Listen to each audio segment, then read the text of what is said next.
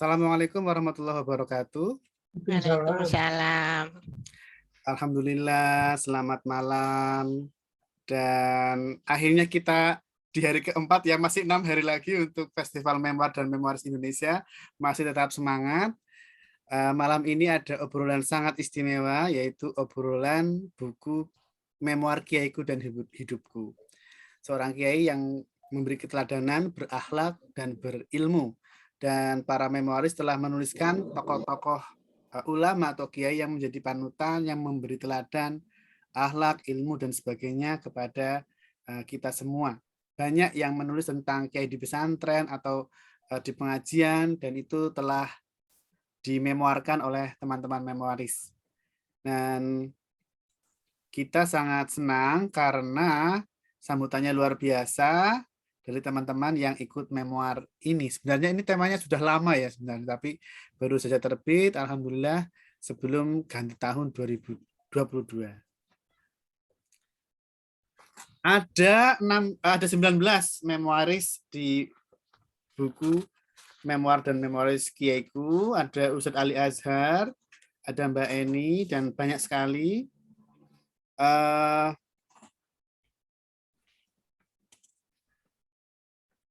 Kalau saya mencuplik di pengantarnya yang ditulis Mas Fauzi, nanti akan disampaikan langsung, bahwa kisah-kisah para kiai dalam buku ini kadang terasa sebagai hagiografi, penuh penghormatan dari para muridnya, kadang bersifat biografis yang agak berjarak antara santri dan kiai dan juga mungkin jemaahnya. Yang mengemuka dari kisah-kisah para kiai atau guru atau ustadz, baik sosok perempuan atau lelaki, adalah penghormatan penuh takzim dari para murid yang tulus, ilmu yang diimani secara sakral, sesuatu yang jarang ditemukan dalam sekolah yang sekuler atau formal. Membuat kisah-kisah para guru itu menginspirasi tindakan berilmu dan berakhlak. Ilmu tak dibiarkan menjadi ilmu saja, tapi harus dilatih dan dilakoni menjadi darah daging akhlak berhidup. Inilah inti utama pendidikan karakter, dan itulah yang membuka buku memoir ini istimewa. Nanti setelah sambutan, kemudian ada ceramah singkat dari Ustadz Ali Azhar yang nulis di buku ini juga. Akan ada sesi diskusi bareng-bareng dengan para memoris yang nulis buku ini. Dan pemecah rekor penjualannya yang paling banyak memesan adalah Mbak Eni. Matur nuwun sangat Mbak Eni, berkah selalu. Yang paling banyak memesan ini luar biasa. Amin. Amin. Soalnya buat kiainya, Alhamdulillah. tokoh-tokohnya, terus yang lainnya ngikut. Oke. Saya persilakan Mas Fauzi, monggo.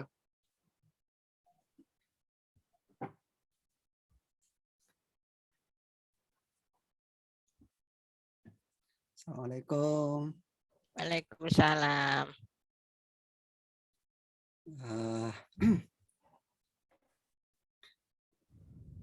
Di pengantar tadi sudah dikasih tahu, dan saya pengen ngomongin tentang tokoh dan ilmu dalam dunia keilmuan sebagai pengantar sebentar saja. Kalau kita melihat perkembangan dunia ilmu pendidikan dan ilmu pengajaran di dunia modern, kita melihat bahwa sekarang mulai berkembang apa yang saya namakan itu lebih baik belajar cara belajar daripada kita belajar tentang sosok atau kita belajar tentang guru itu tuh kayak gimana sih gitu. Ibu bapak, teman-teman bisa melihat contoh ini di perbukuan, di Diomedia juga kayak gitu kalau ibu bapak melihatnya nanti. Jadi buku-buku tentang cara belajar itu sekarang jauh lebih banyak. Kalau kita melihat juga ilmu psikologi modern itu akan lebih banyak ngomongin tentang cara belajar, dari psikologi belajar, kognitif, macam-macam, segala macamnya itu lebih banyaknya ke situ. Nah, akibat dominasi ilmu cara belajar itu, sosok guru atau apapun itu sekarang sebenarnya agak berkurang. Bisa dibilang kayak gitu. Ini juga sebenarnya terkait dengan sistem pendidikan yang semakin besar dan kompleks, maka guru itu cuma dan mur dan baut yang kecil gitu dalam sistem yang besar. Lah yang menarik di sini adalah sosok kiai itu sesuatu yang bisa dibilang agak aneh gitu posisinya. Kalau kita lihat ya, katakanlah guru besar di perguruan tinggi itu akan sangat berbeda cara seorang santri menghadapi kiainya dengan seorang mahasiswa menghadapi guru besarnya. Yang membedakan adalah bukan masalah ilmunya atau apanya, enggak. Tapi masalah cara penghormatannya. Ini bukan terkait masalah katakanlah ilmunya agama, ilmu yang diajarkan oleh kiai itu agama, enggak. Guru besar yang ada di perguruan tinggi agama Islam itu juga mengajarkan ilmu agama, tapi cara penghormatan takdimnya itu kalah Mas Yan dengan para kiai. Nah ini karena ya itu tadi posisi keilmuan kalau di perguruan tinggi itu lebih dominan daripada posisi akhlak atau posisi keteladanan untuk mempraktekannya di situ. Makanya kiai sekali lagi kiai jauh lebih memiliki aura. Tapi ini juga punya risiko sebenarnya kalau kiainya nanti kurang mantap lah atau mungkin tercela secara moral gitu. Itu jauh lebih masyarakat lebih parah akan menghukum seorang kiai daripada seorang guru besar gitu. Dan aku pikir itu terlihat banget di buku Kiaiku dan Hidupku. Dan aku pikir seumpama ada buku seperti ini Profesorku dan Hidupku, mungkin tidak akan sepenuh takdim gitu seperti ada di buku ini. Jadi kalau seumpama besok Diomedia mau mengundang orang untuk menulis tentang profesorku atau dan hidupku gitu untuk bikin memoir, aku pikir tetap orang akan membaca buku memoir Kiaiku dan Hidupku itu lebih penuh aura takdim dari para muridnya. Aku pikir itu saja pengantarku dan ini aku merasa terhormat karena di Indonesia aku pikir festival memoir ini baru pertama kalinya terjadi di dalam sejarah perbukuan di Indonesia. Makanya aku mengatakan pada Ngadio ini wajib dicatat dalam sejarah Diomedia. Ini sejarah besar dan teman-teman walaupun ini sangat sedikit dan aku udah yakin sejak awal yang akan ikut itu mungkin sedikit tapi yakinlah ini adalah sebuah tonggak sejarah dalam perbukuan di Indonesia.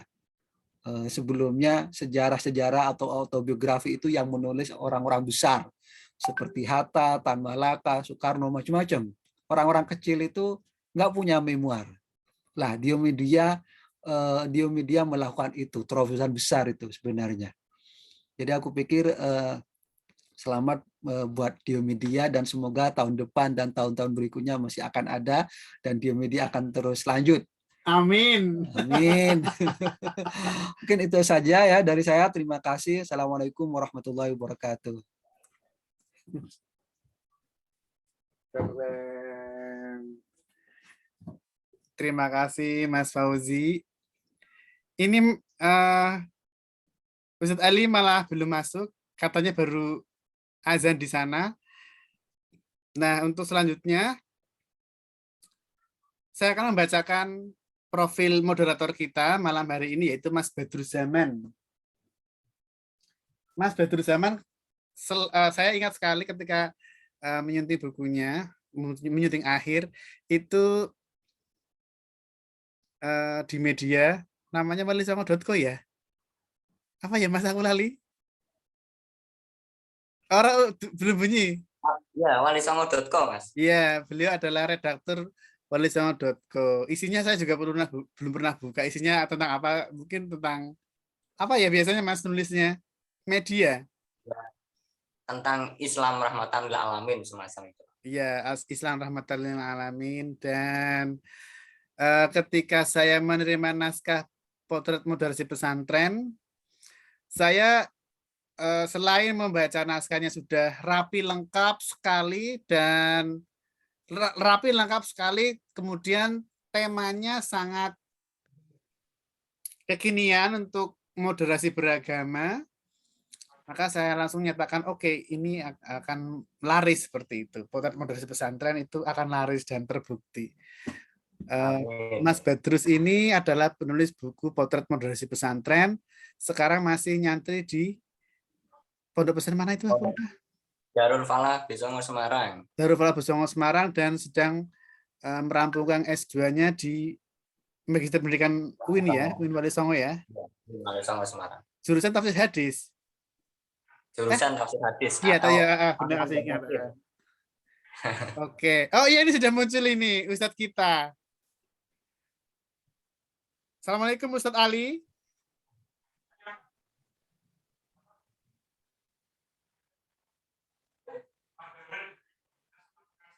Assalamualaikum Ustadz Ali.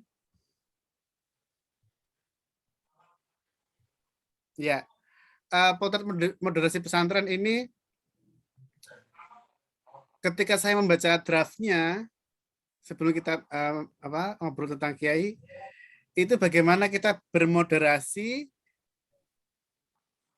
secara positif, secara santun dengan agama. Ini keren sekali. Ustadz Ali, apakah suaranya didengar? Ya. Atau mungkin sinyalnya ya. Oke.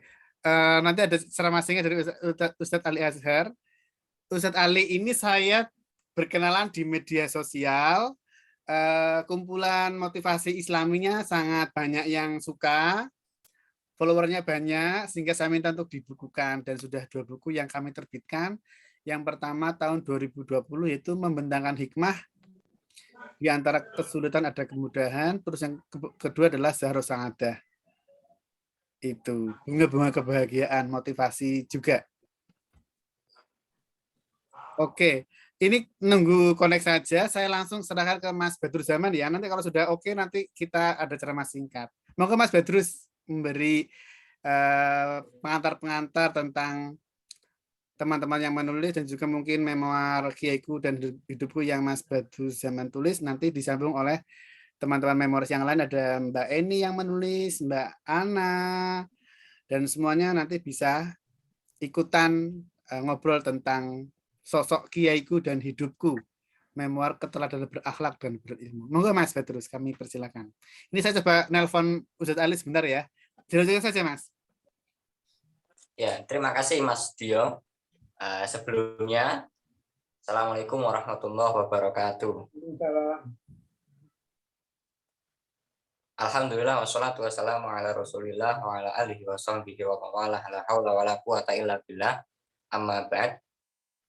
Terima kasih buat para teman-teman memoris ya. Saya sebut saja teman-teman supaya lebih akrab meskipun beliau-beliau ini sudah sangat sepuh ya, tetapi semangatnya semangat jiwa muda, anak-anak muda.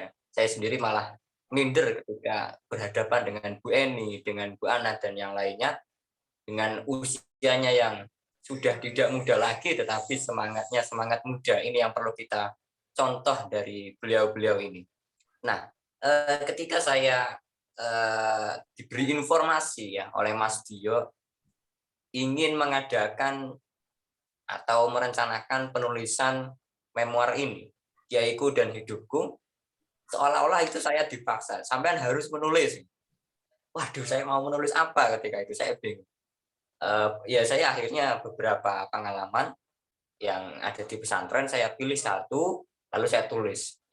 Itu yang kemudian membuat saya bangga adalah ternyata dari 19 memoaris ini adalah orang-orang yang luar biasa kecuali saya. Saya lihat di sini di biografinya juga para penulisnya atau memoaris ini adalah orang-orang yang hebat dari prestasinya, pengalamannya dan juga baktinya ketika berada di tempat yang untuk pengabdiannya. Nah, langsung saja Ustadz Ali Azhar barangkali sudah connect. Sudah belum ya?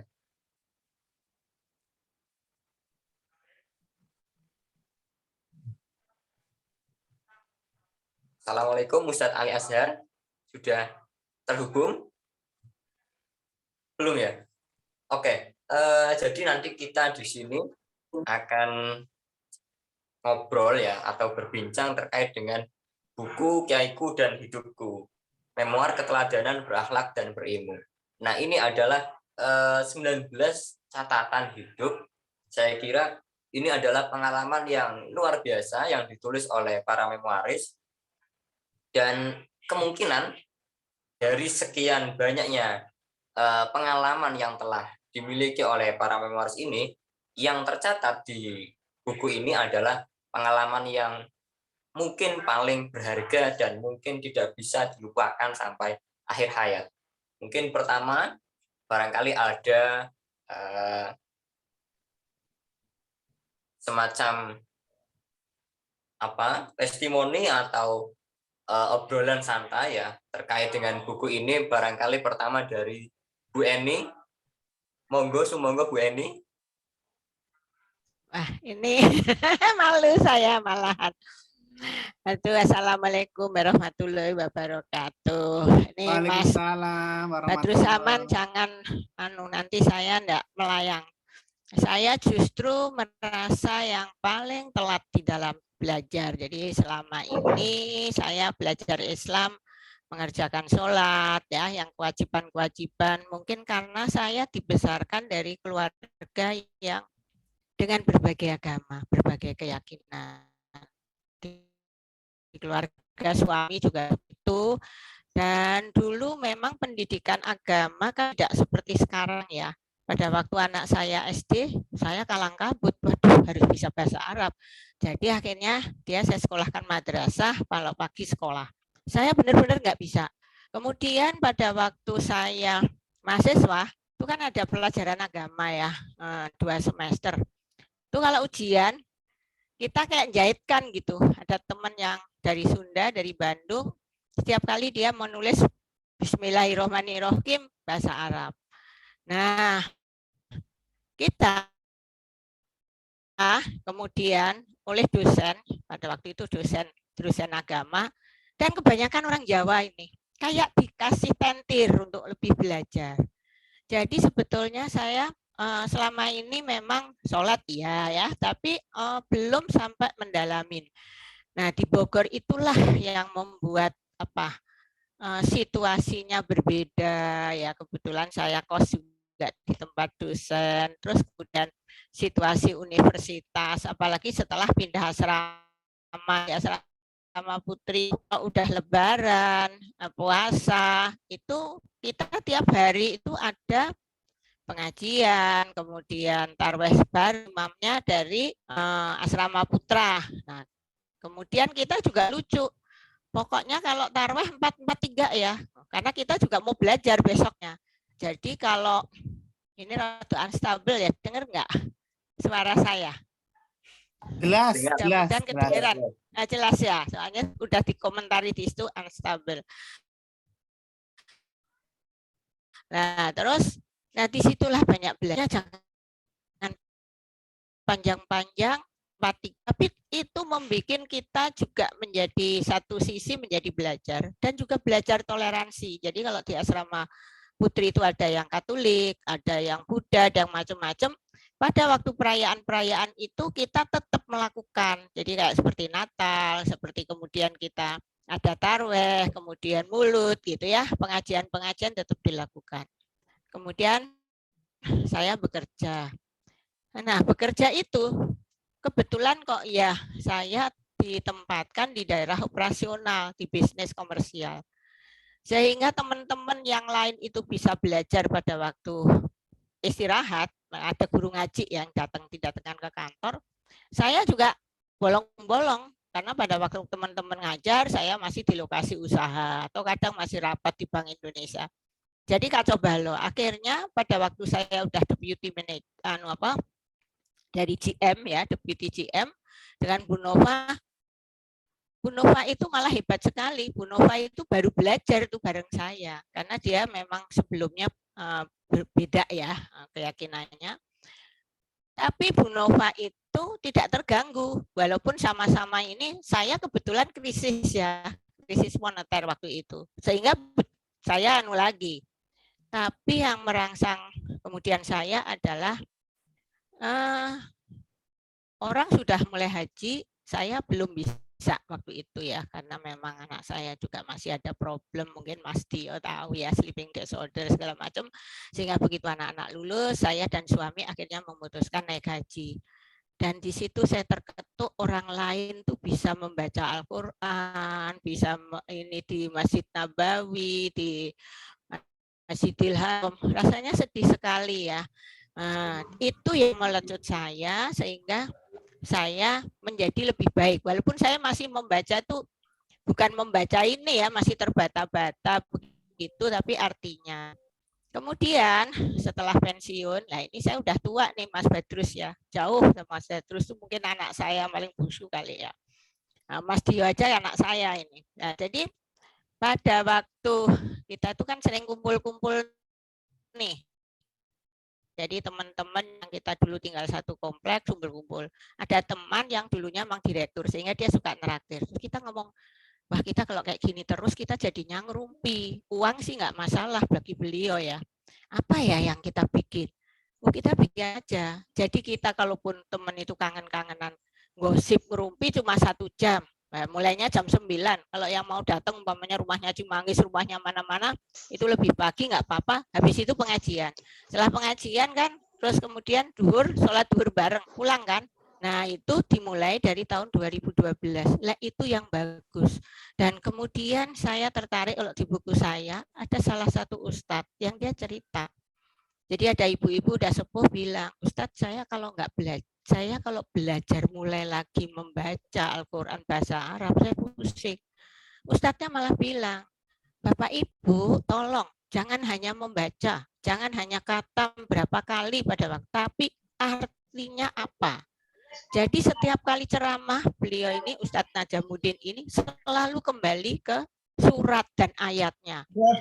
Nah, jadi dari situ teman saya aja yang sekolahnya dulu benar-benar sekolah Islam sampai bilang, Mbak Eni, kok saya malah baru tahu. Loh lah kamu tuh kan sekolahnya Islam. Ya nggak gini. Jadi ternyata apa yang ada, emang di Al-Quran kan ada yang tersurat dan tersirat.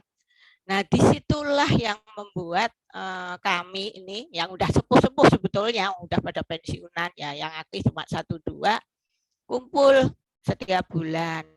Dan ini hikmah atau berkah ya, setelah ada pandemi kan nggak bisa kumpul, justru kami bisa 2 minggu sekali. Dan sekarang ini kami proses dalam rangka membuat buku kumpulan dari Nur Sakinah ini. Pengajian kita ketemu sejak tahun depan udah 10 tahun ini kita pengajian setiap bulan, dan sejak pandemi 2 minggu sekali. Sehingga pada waktu Mas Dio minta saya nulis, Mas Dio aku tuh nggak punya apa-apa, malah malu sekali. Aku tuh nggak ngerti pesantren, aku juga kok nggak kebayang ya dulu ayah ibu tuh ngajak. Ya enggak, karena memang kita dari yang keluarga besar yang berbeda-beda macam-macam begitu ya. Situasinya memang berbeda dibanding teman-teman saya yang hidup di Jawa Barat. Ya, tapi Mas Dio, bisa Mbak Eni, ya udah kalau gitu saya tulis saja pengalaman. Jadi mungkin dari tulisan Bapak Ibu tuh tulisan saya mungkin yang paling apa ya nggak ini banget gitu loh. Tapi ternyata teman-teman saya beli kan, teman-teman di pengajian. Begitu diberikan pada ustadznya, Pak Najamuddin, kemudian Pak Faisal Qasim, terus kemudian ada ustazah yang cantik gitu ya. Terus itu malah bilang, wah ini bagus sekali. Coba ini lagi, jadi malah beliau pesan lagi. Pokoknya coba ini.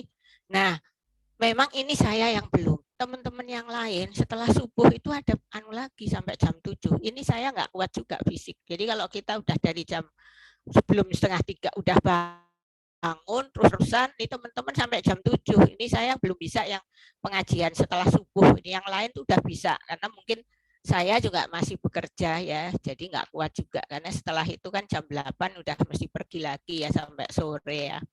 Ini mudah-mudahan nggak ngantuk ini tadi, saya berpikir mudah-mudahan sehat ya, karena baru datang juga ini tadi asar ya. Nah itu Mas Badrus Aman, jadi mungkin pengalaman saya tidak, tapi saya belajar dari anak saya, karena anak saya memang lulusan jadi sekolah madrasah. Dia bilang, Ibu nggak usah khawatir. kalau ibu tuh merasa baca salah, itu kita kayak nggak enak, diulang lagi. Dan ternyata saya praktekkan, kalau kita membaca salah gitu, ada rasa nggak enak, diulang. Aduh, tadi kok saya bacanya keliru. Nah, itu saya makin percaya. Tapi ya kalau di muka umum baca, saya belum pede terus terang ya. Wong ya masih bacaannya masih, apalagi kalau pakai yang tajwid yang benar apa gimana. Nah, kalau yang Bu Nova, sayang Bu Nova belum ikut ya. Ini Bu Nova itu yang beruntung adalah suaminya lulusan Gontor. Jadi ya memang dia benar-benar menjadi belajarnya dengan baik gitu ya. Saya masih belajar sendiri. Ya itu cerita saya, Mas. Jadi kalau dilihat dari tulisan, mungkin tulisanku yang paling apa ya, mungkin kalau anak tuh ya pautnya lah gitu, jangan dibandingkan dengan yang lain. Matur nuwun nih kesempatannya, dorongan Mas Dio, jadi saya bisa menulis walaupun rasanya rotu aneh, mau tulisan saya itu kok masuk di KIA ya, nah, belum inilah. Monggo. Matur nuwun Bu Eni. Saya kira pengalaman beliau ini menarik sekali ya. Ketika masih umur belia dari SD hingga SMA atau SMU, justru beliau sudah lebih dulu memiliki pengalaman tentang menghargai perbedaan. Ini yang kemudian menjadi fondasi beliau lebih banyak bagaimana membuka diri tentang adanya perbedaan. Seperti tadi beliau sampaikan tentang toleransi. Teori toleransi segudang apapun ketika tidak ada prakteknya secara langsung, saya kira itu muspro atau kosong ya. Nah, Bu Eni ini memulai sejak dini atau dari SD ini beliau sudah bersinggungan secara langsung dengan umat yang berbeda secara akidah atau secara keyakinan. Ini yang kemudian membuat kekuatan Bu Eni ini ingin memperkuat dirinya, karena toleransi ini kan saya kira bukan berarti apa yang ada dalam dirinya itu kemudian luntur, justru akan semakin kuat ketika melihat perbedaan. Nah, ini yang kemudian saya kira oleh Bu Eni dilalui. Dan beberapa saya menemui ya pengalaman secara langsung orang-orang di sini ya, saya pernah mendampingi, saya kira sama dengan Bu Eni pengalamannya. Belajar Al-Quran, kemudian saya mengatakan kepada beliau, tidak ada yang terlambat, Pak. Hari ini ketika jenengan kok masih mau berproses, itu adalah suatu cahaya yang luar biasa yang perlu untuk kita teruskan. Ini yang kemudian dicatat oleh Bu Eni di sini pengalamannya. Kalau Bu Eni mengatakan terlambat, saya kira ini tidak terlambat, Bu Eni. Sangat tidak terlambat. Justru ini adalah awal yang saya kira sangat bercahaya, yang menyinari dari hatinya Bu Eni. Termasuk di sini tadi di halaman berapa itu tadi 82 atau berapa, benar sekali tadi bahwa membaca Al-Quran memang harus juga belajar tentang pemahamannya atau membaca tafsirnya. Sekarang yang berbahasa Indonesia pun juga sudah banyak ya. Ini yang kemudian akan membantu kita. Dan memang benar sekali tadi yang dikatakan oleh anak dari Bu Eni ya, putranya. Ketika kita melafalkan ayat Al-Quran kok kemudian ada kekeliruan, ini hati akan memberontak, ini salah. Ya. Meskipun mulut membaca lancar, tapi kalau salah, salah. Ini ya. Saya kerasa nggak enak gitu ya, terus diulang. Ya. Kadang kita mulut mungkin nggak merasa kalau ini salah, tetapi hati ini bergejolak bahwa yang dibaca adalah keliru. Ini yang kemudian oleh Bu Eni dicatat di sini. Ini ternyata, loh iya ya, ternyata kok saya kira ini kok ternyata nggak ada. Ternyata Bu Eni menyampaikan ini dengan bahasa yang santai sekali ya, semacam cerita yang mengalir begitu. Dan ini yang kemudian menjadi pelajaran berharga adalah tidak ada kata terlambat untuk belajar, termasuk apalagi belajar Al-Quran, membaca yang baik sesuai dengan tajwid, sesuai dengan kaidah. Itu yang menjadi pelajaran berharga. Ya, selanjutnya barangkali dari Ustadz Ali Azhar ya. Sudah connect Ustadz Ali Azhar? Jadi di request oleh Mas Dio, katanya mau izo atau ceramah. Alhamdulillah sudah, Mas Badrus Zaman, Mas Kiai muda. Monggo, Mas Ustadz atau Kiai muda juga ini dari Banyumas ya. Republik Iya. apa? Iya, Iya, Mas Ustadz Ustadz. Ali Azhar adalah kiai muda dari Banyumas. Nggak Tafadhol jauh ya. Ustadz. Saya juga dari Tegal. Alhamdulillah. Punya Oh rasa. iya iya. Saya sering main ke Banyumas, Purwakarta, Cilacap, saya juga pernah, Mas. Barangkali nanti Saya juga ketemu pernah ke Tegal. Ya, barangkali nanti ketemu di Cilacap atau di Banyumas, nanti kita bisa ngopi-ngopi barangkali. Monggo, Ustadz Ali Azhar. Ya. Ya. Bismillahirrahmanirrahim. Assalamualaikum warahmatullahi wabarakatuh. Bismillah, alhamdulillah, wassalatu wassalamu ala rasulillah, amma ba'du. Teman-teman Memoris Indonesia Maaf, yang berbahagia. Barangkali bisa on cam. Oh iya. Ulangi ya. Ya, Kayak gue. sip lah. Ya, Saya ulangi ya. Ulangi dong, ya. Aku ulangi nggih. Ye. Ngapak ya, Mas? Banyumas yang ngapak, Mbok. Ya. Ya, saya ulangi. Assalamualaikum warahmatullahi wabarakatuh. Bismillah, alhamdulillah, wassalatu wassalamu ala rasulillah, amma ba'du. Teman-teman Memoris yang dirahmati Allah, puji syukur kehadirat Allah Subhanahu wa Ta'ala, dan sholawat salam semoga senantiasa tercurah limpah abadikan kepada junjungan kita Nabi Muhammad Sallallahu Alaihi Wasallam, Nabi yang terpilih, Nabi yang kita harapkan syafaatnya di dunia dan di akhirat. Semoga melalui acara ini kita dapat mendapatkan ilmu dan wawasan yang bermanfaat sehingga semakin menumbuhkan semangat untuk menggapai kemuliaan di dunia dan di akhirat. Amin. Amin. Para peserta Festival Memoir dan Memoaris yang dimuliakan Allah, seiring berkembangnya agama Islam di Nusantara, maka setiap daerah pasti ada pemuka agamanya. Orang Jawa menyebutnya kiai, orang Sunda menyebutnya ajengan, orang Aceh menyebutnya tengku, orang Sumatera Barat menyebutnya buya, orang Madura menyebutnya bendoro, dan orang Kalimantan menyebutnya tuan guru. Beragamlah sebutan untuk kiai. Ada seorang ulama besar asal Rembang, yaitu Romo Kiai Haji Mustafa Bisri, atau yang akrab disapa Gusmus. Beliau mendefinisikan bahwasanya kiai adalah hum yanzurunal ummah bi'ainir rahmah, yaitu mereka yang memandang umat dengan kacamata kasih sayang. Definisi ini memang sederhana, akan tetapi memang begitulah seharusnya seorang kiai. Mereka berdakwah dengan cara mengajak, bukan mengejek. Mereka berdakwah dengan cara merangkul, bukan tujuan memukul. Mereka mendidik, bukan menghardik. Mereka membina, bukan menghina. Dan mampu menyikapi dengan argumen, bukan dengan sentimen. Itulah kiai. Kemampuan seorang kiai memandang umat dengan penuh kasih sayang, menjadikan para kiai sangat fleksibel di tengah masyarakat. Pengertian fleksibel di sini dalam arti adalah keluasan para kiai bisa kita jumpai di mana-mana. Maka Habib Lutfi bin Yahya memberikan beberapa istilah untuk para kiai kita. Ada istilah kiai tandur, yaitu kiai yang mengasuh pondok pesantren, ngopeni santri, mereka menanamkan ilmu dan budi pekerti dengan segenap keikhlasan hati dan kasih sayang yang luar biasa. Itulah kiai tandur.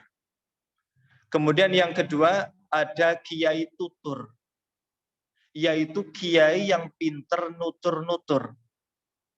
Melalui lisannya, mereka berdakwah dari masjid ke masjid, dari musola ke musola, dari podium ke podium, di tengah masyarakat luas. kiai ini disebut juga mubaligh atau da'i. Itu kiai tutur. Kemudian yang ketiga ada kiai sembur. Nah ini. Kiai sembur adalah kiai yang bisa menyemburkan solusi-solusi bagi setiap kemaslahatan, bagi setiap permasalahan yang ada di tengah masyarakat. Mereka menjadi rujukan bagi orang-orang yang konsultasi. Mungkin kalau di desa-desa, kiai sembur ini identik dengan kiai ahli suluk atau kiai ahli hikmah. Tapi mereka bukan dukun, itu kiai sembur. Kemudian yang keempat ada kiai catur, yaitu kiai yang masuk dalam percaturan politik. Akan tetapi mereka masuk ke dalam percaturan politik bukan untuk mencari ketenaran, menggapai popularitas, bukan. Mereka semata-mata mengawal peraturan agar politik selalu lurus dan sesuai dengan kemaslahatan masyarakat bersama. Itu kiai catur. Kemudian yang keempat ada kiai wubur. Kiai wubur, wubur itu dalam bahasa Jawa artinya memberi, ngaweh. Yaitu kiai yang bisa memberi referensi ya kepada kiai-kiai lain. Masalah hukum, masalah fatwa-fatwa, mereka adalah ahli fatwa. Mereka bisa menjadi referensi berjalan bagi agama Islam. Mereka juga sebagai pengayom masyarakat. Itulah beberapa tipe kiai. Ada kiai tandur tadi ya, kemudian ada kiai tutur, kiai sembur, kemudian ada kiai catur, dan ada juga kiai wubur. Ya mungkin ini kalau dicek di kitab-kitabnya ulama memang tidak ada. Ini namanya kitab otak-atik matuk. Kitabnya orang Jawa itu sering ngotak-atik matuk, ngotak-atik tembung sehingga menjadi suatu istilah yang mempunyai makna. Nah, itulah bukti dari keluasan para kiai kita. Maka buku Kiaiku dan Hidupku merupakan sebuah memoir keteladanan berakhlak dan berilmu yang berisi himpunan tulisan 19 memoaris Indonesia. Rangkai demi rangkai pengalaman yang diukir dengan indah oleh masing-masing penulisnya membuat kita betah membaca buku ini. Saya juga betah membacanya. Para penulis mencoba memutar slide-slide kenangan mereka bersama para kiai tercinta, para ibu nyai tercinta, para ustaz dan para ustadzah tercinta mereka. Ini buku yang luar biasa menurut saya. Jadi kita ini adalah para santri. Para santri memang harus selalu memuliakan para kiai. Kenapa? Alasannya saya ingat dalam bait syair kitab Alala diterangkan, fadaka murampir ruhi warruhi jauharu wa hadza murambil jismi wal jismu kasodaf. Guru iku kang bisa didik ing nyawa kita, dene nyawa iku disrupake kaya suco. Itu dulu pelajaran akhlak kitab Alalah. Saya ingat sekali nazam itu selalu kita baca ketika bersekolah di madrasah diniyah. Jadi artinya kalau ditranslate ke dalam bahasa Indonesia, kiai adalah guru yang mendidik ruhani kita. Ya. Sedangkan ruhani dalam nazam ini itu sangat berharga. Diserupakan ibarat seperti suco. Suco itu mutiara. Ini luar biasa. Jadi kiai adalah orang tua ruhani kita. Sebagaimana disabdakan oleh baginda Nabi Sallallahu Alaihi Wasallam, abauka salasatun, abuka alladhi walladaka, walladhi zawwajaka ibnatahu, walladhi allamaka. wa huwa afdaluhum. Orang tuamu itu ada 3. Yang pertama, abu kalladzi walladaka, yaitu orang tua jasmani kita yang mengandung kita, melahirkan kita, mengasuh dan membesarkan kita. Itu yang pertama. Kemudian yang kedua ada walladzi zawwajaka bintahu, yaitu orang tua yang dengan ikhlas menikahkan kita dengan putri mereka. Bagi yang sudah menikah, kalau saya belum menikah, jadi belum punya orang tua yang kedua. Kemudian yang ketiga ada walladzi 'allamaka, yaitu orang tua rohani kita yang mengajari kita ilmu agama, yang mengajari kita ilmu akhlak, yang mendidik rohani kita. Itulah orang tua rohani kita. Dan kata Nabi, wa huwa afdaluhum. Guru atau kiai adalah sebaik-baik orang tua. Maka berbesar hatilah kita. Semoga dengan diterbitkannya buku ini menjadi amal jariah bagi kita. Sekaligus menjadi bukti kecintaan kita kepada para kiai kita. Karena apa? Karena salah satu bukti cinta yang terkuat adalah selalu ingat dengan orang yang kita cintai. Kita cinta kepada para kiai, kita harus membuktikannya. Jangan sampai kita melupakan jasa-jasa para kiai kita. Dan kita telah mengingatnya selalu, rekam-rekam jejak para kiai kita telah tertulis abadi di dalam buku Kiaiku dan Hidupku. Berkah selalu buat kita semua. Semoga setiap untaian kata, setiap deretan-deretan kalimat, setiap orang yang telah menyumbangkan tulisannya dalam buku memoir Kiaiku dan Hidupku diberkahi oleh Allah Subhanahu wa taala, dan para kiai kita yang masih hidup senantiasa diberikan panjang umur, berkah barokah manfaat, diberikan kesehatan selalu. Dan para kiai kita yang sudah wafat, yang sudah mendahului kita, semoga ditempatkan oleh Allah ke dalam tempat yang mulia, maqamam mahmuda. Sekian dari saya, semoga bermanfaat. Terima kasih atas segala perhatian dan mohon maaf atas segala kekhilafan. Usikum wa nafsi bitaqwallah. Wassalamualaikum warahmatullahi wabarakatuh.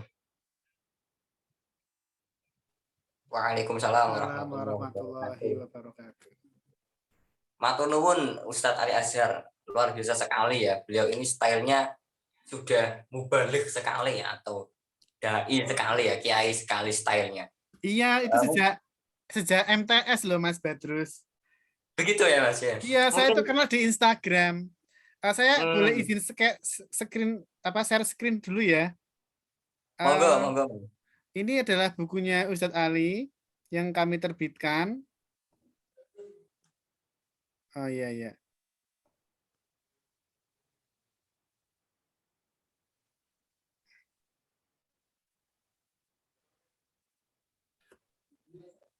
Kok nggak metu gambarnya? Apakah sudah terlihat, Bapak Ibu, teman-teman memoris? Terlihat ya, kelihatan. Ya. Kecil tapi. Kecil ini. Kecil, nggak bisa diperbesar ya. Foto ya soalnya. Ini Kecil Mas tapi. kecil. Oh, di sini kok bisa besar ya? Ya nanti saya kirim di grup aja nggih. Nanti dikirim aja. Ya nanti saya kirim di WA aja. Ini yang akan rilis. Monggo lanjut. Mas Badrus, monggo lanjut. Buku yang bakal rilis ya, yang ketiga. Sudah 2. Terbit semua. Oh, ini yang pertama. Yang kedua Besar Saada. Kalau sekarang Ustadz Ali saya minta nulis buku kumpulan doa-doa bahagia. Siap. Luar biasa sekali ya. Iya, Mas Ali Azhar mungkin sudah pernah ini ya, dulu ikut aksi Indosiar mungkin ya kayaknya. Pernah nggak Ustadz Ali ikut aksi-aksi gitu? Oh, alhamdulillah belum Kak, belum.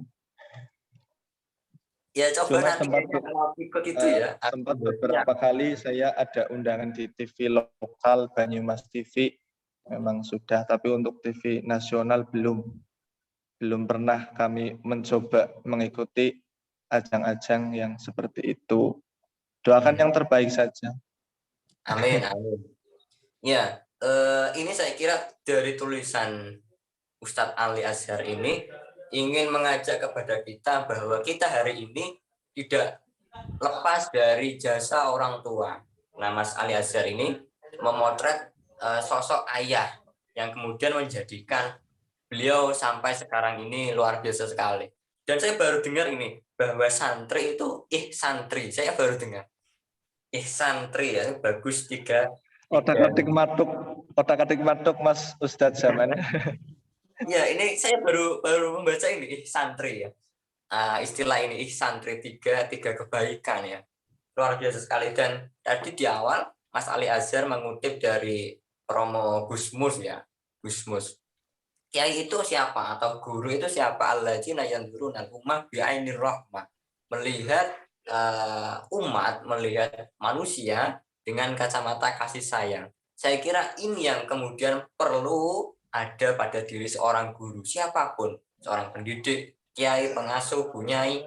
Ini yang rahmat, ini yang sifat dari Allah, kemudian termanifestasikan atau menjadi suatu lampu dalam kehidupan kita. Ini yang kemudian sudah muncul ya. Saya kira ini sudah muncul dalam diri Mas Ali Azhar dan teman-teman memoris yang lain. Karena yang menulis ini, beliau-beliau semua ini sudah memberikan rekaman tentang sosok Aini Rohmah, pandangan kasih sayang dari para kiainya, para gurunya, para ustadznya, kemudian ingin disampaikan melalui tulisan. Lalu Mas Ali Azhar juga ini luar biasa sekali. Tadi yang kutipan dari Gusmus itu sendiri juga saya kutip Mas di buku Potret Moderasi Pesantren di bagian akhir. Yang itu alladzina yanzuruna al-ummah bi'ainir rahmah. Termasuk tadi Mas Ali Azhar ya menjelaskan terkait dengan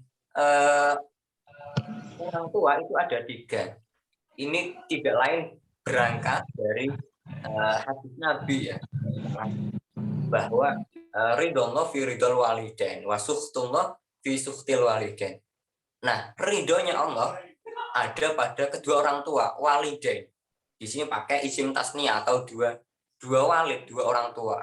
Kemudian ini disyarahi atau diterjemahkan, ditafsirkan oleh para ulama, walidain atau 2 orang tua. Yang pertama adalah orang tua secara biologis, yang kedua orang tua mertua. Penafsiran yang lain, walidain 2 orang tua adalah orang tua secara biologis dan orang tua secara keilmuan atau guru kita. Jadi ada 3 tadi, benar sekali kata Mas Ali Azhar, Ustadz Ali Azhar tadi. Saya kira menarik sekali dari tulisan Ustadz Ali ini juga menginspirasi bagaimana bapaknya kemudian menuntun beliau Ustadz Ali Azhar hingga menjadi sosok yang luar biasa seperti sekarang ini. Baik, selanjutnya barangkali dari siapa ini ya? Bu Ana, ada Bu Ana Rahmawati? Ya, ada Mas. Boleh di on cam dulu? Iya, monggo. Assalamualaikum warahmatullahi wabarakatuh. Selamat malam teman-teman memoris semua. Saya sangat senang menjadi bagian dari buku ini, buku Kiaiku. Di situ saya menceritakan seorang sosok kiai. Memang saya belum pernah bertemu secara tatap muka dengan beliau. Di situ saya mengetengahkan tentang belajar sedekah. Jujur saja, sedekah itu secara saya pribadi dulu, sedekah itu hal yang sangat sulit untuk dikerjakan. Mungkin saya termasuk orang pelit atau bagaimana, ketika saya memang berniat, contohnya saya berniat bersedekah, ingin bersedekah 10.000, keluarnya cuma 1.000 atau 500, seperti itu. Karena dulu saya sangat takut jika banyak-banyak bersedekah itu akan mengurangi harta saya, seperti itu. Nah, saya ini seorang pelaju. Jadi saya kerja, rumah saya di Grobogan dan saya kerjanya di Kabupaten Kendal. Setiap hari kadang saya ikut bis antar kota. Nah, pada suatu hari bis antar kota itu menyalakan TV dan di situ ada tausiahnya Kiai Haji Anwar Zahid. Nah, di situ beliau itu kan kalau menyampaikan ceramah itu sangat lucu ya, sangat lucu, sangat menghibur seperti itu. Dan beliau waktu itu mengetengahkan tentang bersedekah. Nah, di situ beliau mengatakan bahwa kita tidak tahu gitu loh, umur kita itu kita tidak bisa meramalkan umur, kita tidak tahu kita akan meninggal dunia itu kapan gitu. Kalau bisa ya banyak-banyak bersedekah. Banyak-banyak bersedekah karena ketika kita meninggal nanti kita ditutup kain kafan itu, kain kafannya itu kan tidak ada kantongnya. Jadi kita tidak bisa menyimpan harta atau buku rekening tabungan di situ gitu.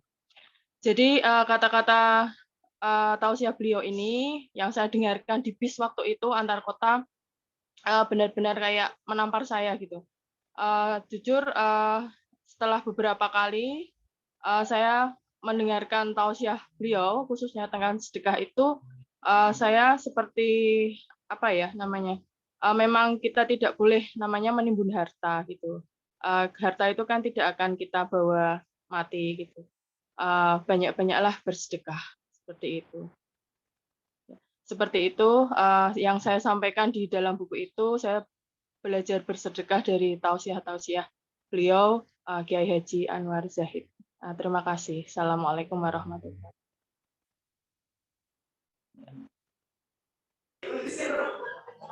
Waalaikumsalam. Bu Ana Rahmawati. Iya.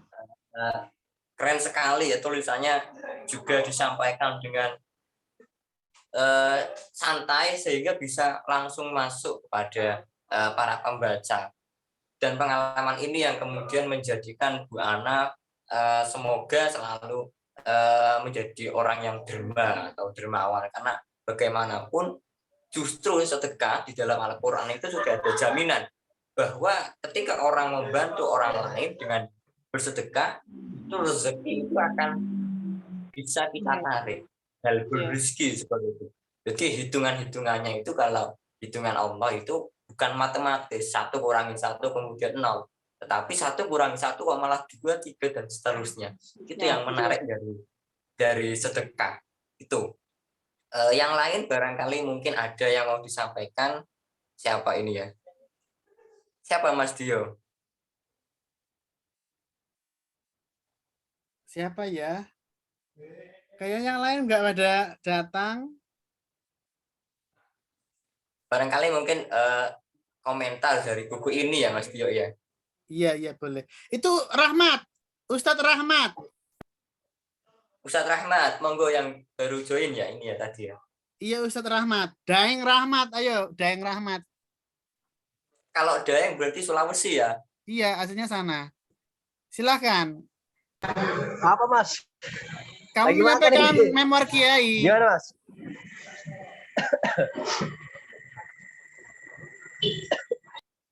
Gimana Mas?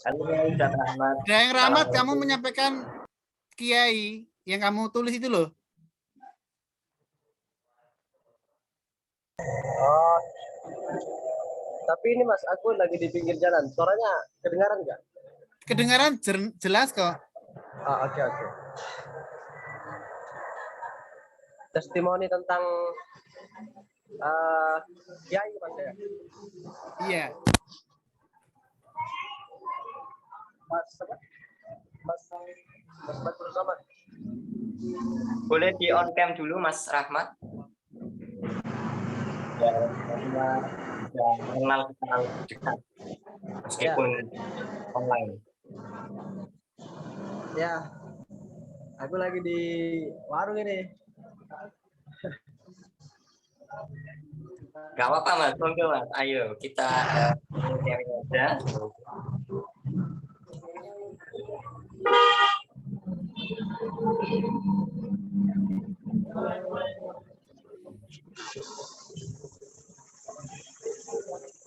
Ya gimana? coba sedikit saya memberikan testimoni perihal tulisan yang sedikit saya sumbangsikan untuk buku Sangkiai ini gitu. Sebenarnya undangan ini langsung saya terima dari Mas Yadio ketika saya silaturahim ke kantor Diomedia gitu, dengan judul memoir Sangkiai gitu ya. Kemudian saya melihat di covernya itu ada sosok kiai saya, bukan sosok teladan yang menurut saya sangat luar biasa bagi diri saya sendiri gitu, sampai kemudian banyak agak ribut Mas di pinggir jalan. Jadi kiai tersebut banyak mengubah paradigma berpikir saya dan sehingga kemudian bisa menjadi rahmat yang sebenarnya gitu. Jadi beliau adalah Buya Syafi'i Ma'arif. Sosok intelektual Muslim, cendekiawan Muslim Indonesia yang sebenarnya saya 2 tahun yang lalu baru membaca buku beliau gitu. Jadi saya sebenarnya tidak begitu tertarik awalnya, tapi karena beliau ini ketika 212 saya rasa fenomena itu semua orang tahu bahwa Buya Syafi'i Ma'arif ketika itu betul-betul dicemooh. Jadi dituduh sesat, dituduh agen Zionis karena bukan membela Ahok sebenarnya, tapi beliau berstatement bahwa Ahok ini cukup dimaafkan saja gitu, tidak perlu kemudian menggerakkan massa berjuta-juta untuk kemudian hadir ke Monas gitu. Nah, sebenarnya sikap kemanusiaan, sikap sosok bapak bangsa ya, saya melihat di situ, saya terkesan di situ. Di mana gelombang besar umat Islam ketika itu ada Habib Rizik, dan yang lainnya ingin kemudian menghajar habis-habisan Ahok, tapi kok ada satu orang bukan kiai sebenarnya di Muhammadiyah, tradisi kiai sebenarnya tidak begitu dipakai gitu di akhir-akhir ini gitu ya. Buya Syafi'i kemudian saya kaget, saya terkesan dengan beliau, sikap intelektualnya, sikap kemanusiaan. Akhirnya saya bacalah buku-bukunya gitu. Dan ternyata ketika saya membaca buku-bukunya tidak tepat kemudian tuduhan-tuduhan itu tidak sesuai dengan tuduhan-tuduhan yang kemudian dilemparkan oleh masyarakat Islam ke beliau. Nah, disitulah saya awal mula membaca buku beliau. Ada 4 buku beliau yang saya baca, yang kemudian mengubah paradigma berpikir saya. Salah satu hal mungkin sedikit saya sampaikan terakhir gitu ya di forum ini,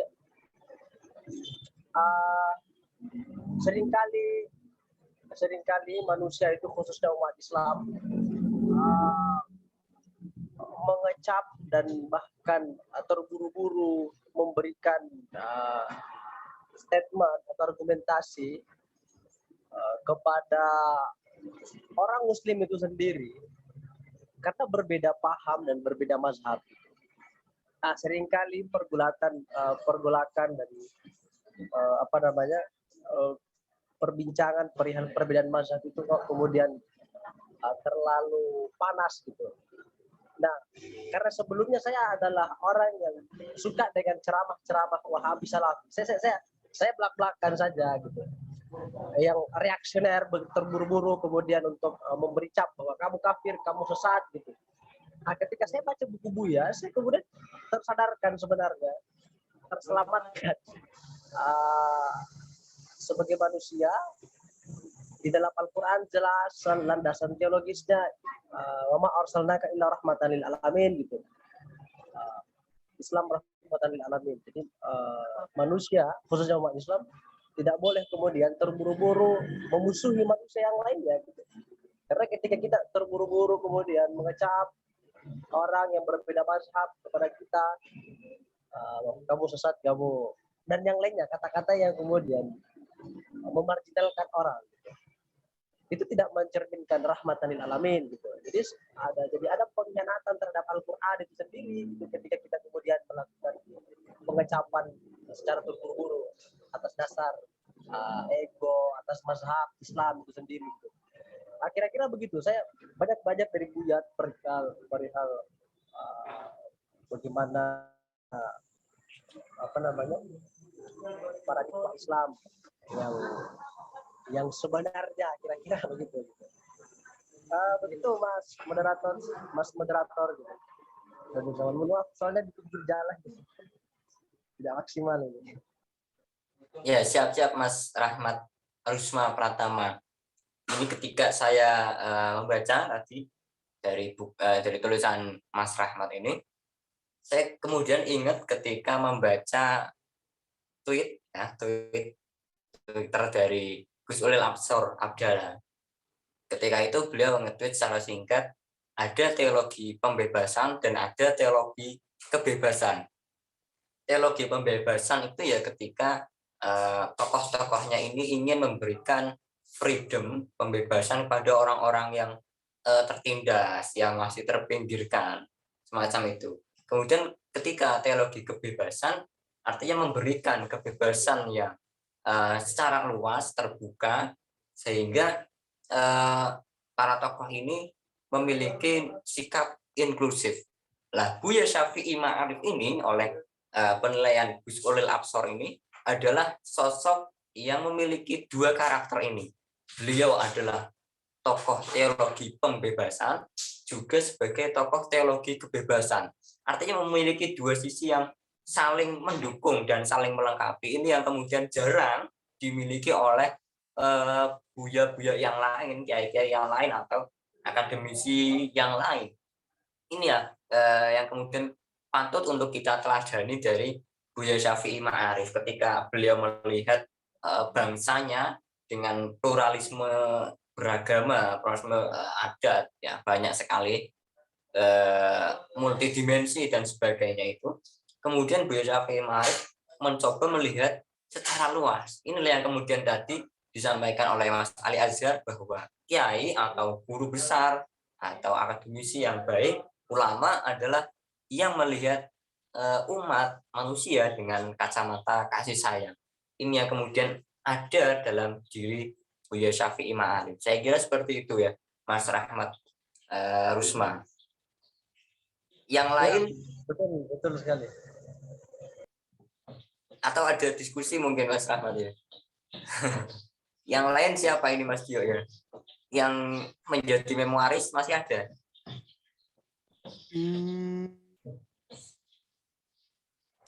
Beberapa belum muncul. Atau Mbak Nova Kristiana, monggo. Ya silakan, siapa saja barangkali dari para peserta Pak memoaris Sido, ini Mbak Neni juga belum bicara.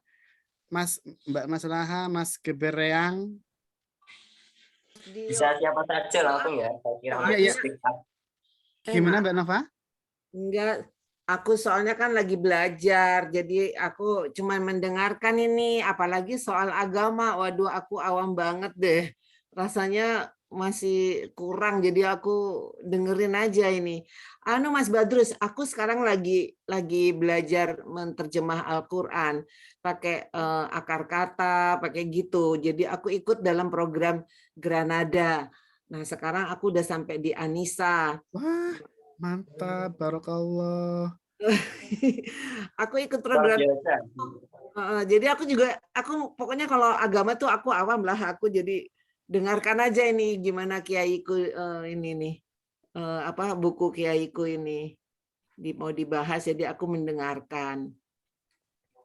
Metodenya seperti apa Mbak Nova? Kenapa? Metodenya seperti apa itu? Oh, metodenya itu pakai akar kata. Jadi apa ya, kan kalau kata kata-kata itu kan satu kata mesti ada akar katanya ya.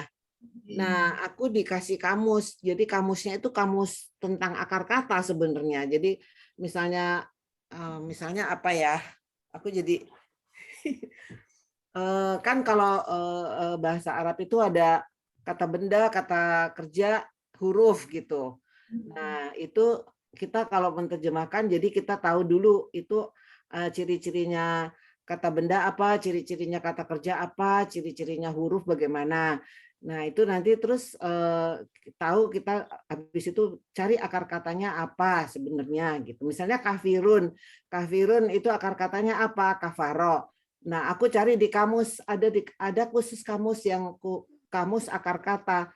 Itu kafaro artinya apa di situ. Nah, di situ tuh kamusnya itu bagusnya akar kata misalnya kafaro itu ada turunannya macam-macam gitu. Kafaro, kafirun, gitu-gitu. Jadi banyak turunannya.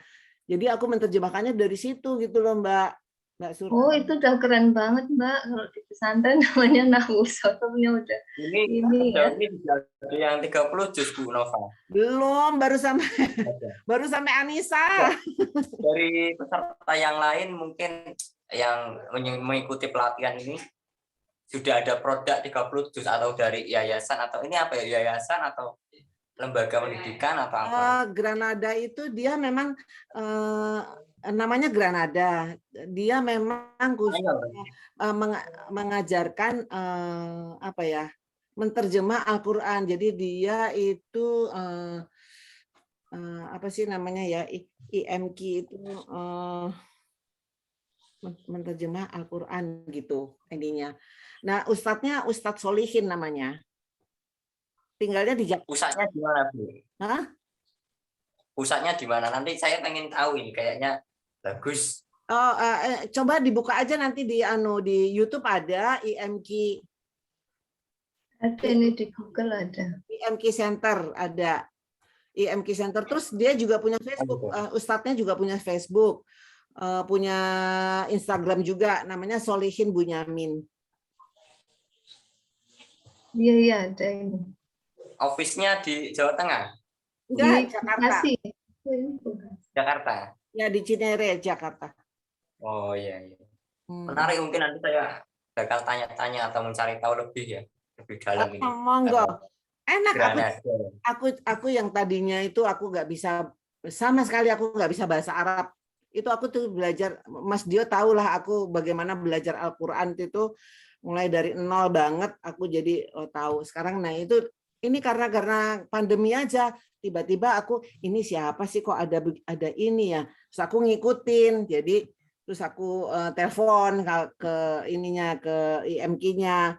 Ini apa sih, tentang apa gitu. Terus oh ini menerjemah Al-Qur'an gitu. Jadi daripada kalau kita ngelihat terjemahan terjemahan di agama kan kita nggak tahu gitu, itu misalnya nggak ngerti itu sebenarnya kata apa ya gitu. Nah ini dengan ini kita jadi tahu oh sebenarnya tuh begini gitu loh, sambungannya gitu kan, sambungannya nggak tahu kita kalau lihat terjemahannya saja gitu loh. Jadi sekarang kalau kita menerjemah jadi tahu oh ini, oh begini, oh dari akar kata ini sebenarnya. Gitu. Jadi mencari akar kata dulu, akar katanya dari 3 suku kata ya. Dia pasti 3 huruf lah, 3 huruf gitu. Ya 4 huruf tuh jarang, 5 huruf jarang. Yang paling banyak adalah 3 huruf. Gitu sih. Keren Mbak Nova, keren. Bu Nova, dari Fatihah sampai Anissa ini berapa lama? Menarik. Oh, aku mulainya dari Agustus. Agustus tahun 2020. Sudah 1 tahun lebih lagi. Artinya Bu Nova ini ya sudah hampir keseluruhan lah ya, sekitar 5 atau 4 juz sudah jenengan ketahui artinya, dan ini perkata, karena ketika memaknai perkata ini kan waktunya lama ya, apalagi tadi melihat akar katanya, kemudian nanti derivasinya, turunannya seperti apa. Ini kan menarik. Saya kira ini yang kemudian penting untuk kita ketahui hari ini, bahwa Al-Quran itu tidak bisa kemudian diterjemahkan secara bebas ya, tanpa ada kaidah, tanpa ada alat atau ilmu yang mendasari. Ini yang kemudian ingin diperjuangkan oleh tadi ya, lembaga ya atau yayasan dari Yayasan ya. Ya, yayasan IMQ Center. IMQ Center ya, keren. Kalau nanti misalkan saya tertarik ini ya, tertarik sekali, barangkali ini nanti menjadi bahan penelitian saya juga ini. Oh gitu, iya sih. Ustadznya ngajar di Lipia, Ustadznya ngajar di Lipia juga. Di Lipia ya? Iya. Lipia. Terus ini juga apa ya? Saya belajarnya itu seminggu 2 kali. Jadi dibimbing sama Ustadz. Jadi kita bikin PR misalnya, kita belajar sendiri di rumah. Nah, nanti pas saya bisa hari Selasa sama Kamis gitu. Dapatnya sore. Setiap hari Selasa Kamis itu hanya 1,5 jam. Nah, sambil kita sudah menerjemahkan, sambil Ustadznya itu ini sebetulnya hasil nusulnya apa? Nah, menjelaskan begitu. Jadi kita senang gitu. Nah, Ustadznya ini tadi Ustadz Soleh ini ya, beliau ini sudah punya ini enggak? Sudah punya produk yang hasil dari mata dunia beliau, kemudian 30 juz lengkap ini sudah punya? Ada, dia punya Al-Quran yang Al-Quran akar kata, dia produksi. Oh. Iya. Jadi akar katanya diwarnain merah sama beliau. Tapi kita nggak boleh ngelihat itu kalau kita belajar. Jangan lihat itu dulu ya, katanya gitu.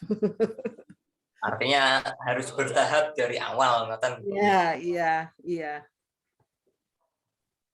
Keren sekali, menarik ya. Mungkin dari yang lain, Bu Surti ini atau Bu Maslahah atau yang lainnya, Mas Gebereang ini siapa ya? Mas Gebereang. Itu Mbak Neni itu mungkin bisa berbagi, mantan lurah pondok itu. Mbak Neni. Jadi kalau di pondoknya Mbak Neni itu di mondok, maksudnya saya mondok di situ juga. Itu pakainya kan kalau ngaji tafsir pakai Al-Ibris ya. Jadi kalau saya kan dulu ngajinya nggak pinter-pinter amat ya. Kenapa? Jadi santri yang nggak teladan banget kalau saya. Jadi tapi saya jadi ingat kayak Mbak Nova tadi berkata kalau Al-Ibris kan tafsir Ibris gitu ya. Jadi saya agak paham bahasa Arab tuh karena tiap hari ngajinya berulang-ulang sama Pak Kiai langsung waktu itu. Jadi ini jadi lebih apa ya. Tapi kalau Al-Ibris itu pakai bahasa Jawa Mbak Nova. Ya, gitu. Ya, karangannya Mbah Bisri. Rembang. Bapak ini juga aktif menulis ya, bahkan ketika ulama yang aktif menulis. Iya, beliau itu termasuk ketika menulis saya butuh uang, jadi dijual ke kiai yang lain. Saya punya tulisan barangkali laku, tolong dijual dicetak. Mbak Bisri Bisri Mustafa itu ayahnya Gusmus ya. Jadi Bisri Mustafa, putranya Mustafa Bisri. Sebenarnya kalau yang menuliskan Al-Ibris sendiri itu juru tulisnya dulu santrinya yang Mbah Kiai almarhum Ngerukem Bantul, Nawawi Abdul Aziz. Beliau ada biografinya juga, itu yang sering menuliskan sebelum ke penerbit itu Mbah Nawawi Abdul Aziz. Nah, kalau kita di pesantren itu kalau yang pakai ngaji tafsir Al-Ibris itu memang lama hatamnya ya. Saya berbulan-bulan baru dapat berapa ini ya, juz berapa. Cuman memang tergantung kemampuan juga. Kalau santri yang cerdas, pinter ya cepat juga dan nggak diulang-ulang. Ini Mbak Neni mungkin bisa cerita pengalamannya yang untuk tafsir Al-Ibris itu seperti apa? Mbak Neni, halo. Iya. Iya, Boleh di-on tuh, Mbak. Assalamualaikum. Waalaikumsalam Mbak Neni, monggo. Nggak usah on cam ya, Mas. Ji. Iya, terima kasih pada Mbak Surtini gitu. Sama-sama alumni dari pesantren di Purwokerto ya, tepatnya di Pabuaran. Tapi kayaknya terpaut jauh ya waktunya.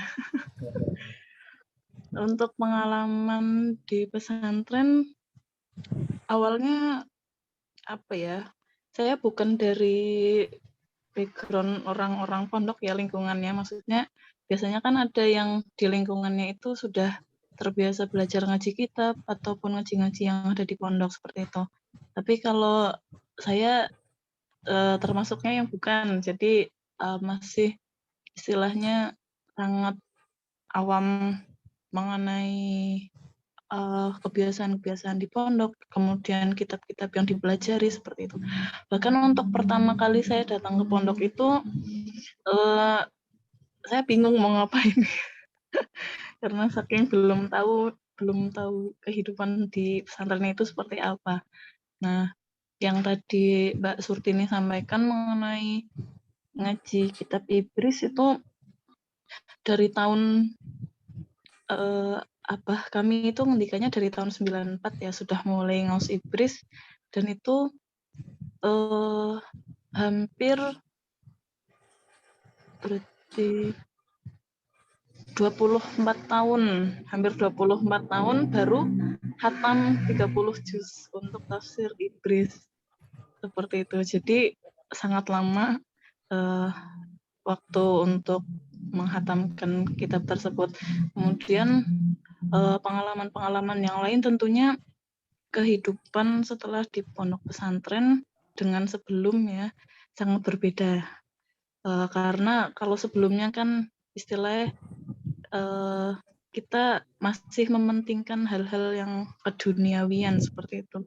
Tapi khususnya di pesantren yang dulu pernah saya nyantri gitu, Abah mengajarkan bahwasannya apapun yang di dunia ini hanya sebagai jalan, sebagai wasilah yang nantinya juga tetap akan dipertanggungjawabkan di akhirat, karena hidup di dunia itu hanya sebuah kefanaan yang nantinya tetap akan bertemu dengan ajal, seperti itu. Mungkin seperti itu, Mas. Terima kasih. Assalamualaikum.